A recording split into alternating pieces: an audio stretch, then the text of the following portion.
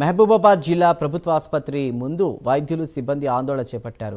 నిన్న అపస్మారక స్థితిలో ఓ మహిళ ఆసుపత్రికి రాగా ఆమెకు చికిత్స పొందుతూ ప్రాణాలు కోల్పోవడం జరిగింది. దీంతో సూపరింటెండెంట్ శ్రీనివాస్ నిర్లక్ష్యం వల్ల మహిళ మృతి చెందిందని మృతురాలి కుటుంబ సభ్యులు ఆయనపై దాడి చేశారు. దీంతో సూపరింటెండెంట్ శ్రీనివాస్పై దాడి చేసిన వారిపై చర్యలు తీసుకోవాలని వైద్యులు సిబ్బంది డిమాండ్ చేస్తున్నారు.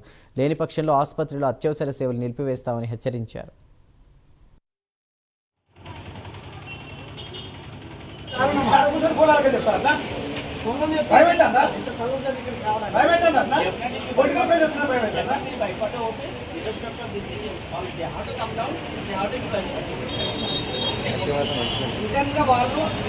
మనకు సరైనటువంటి హామీలు ఇచ్చారు. 6 మెంబర్స్ కాదు 6 ఉండాలి.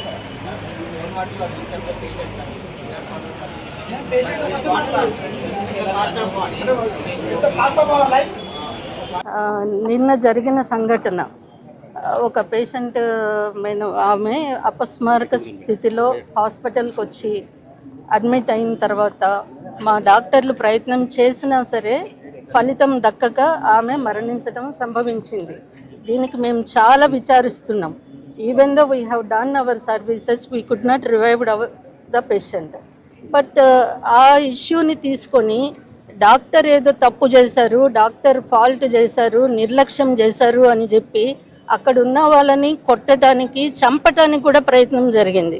అండ్ ఆ తెల్లవారి మా సూపరింటెండెంట్ గారు, మా హెడ్, ఆయన మాకు ప్రొటెక్షన్ ఇవ్వాల్సిన స్టేజ్లో ఉండగా ఆయన మీద దాడి జరిగి ఆయన్ని చంపుతానని రూమ్ నుంచి బయటికి గుంజుకొచ్చి ఒక 100-150 మంది మూకలు ఆయన మీదే ప్రయత్నం చేస్తే వాళ్ళకే రక్షణ లేనిదే మాకే ఇటువంటి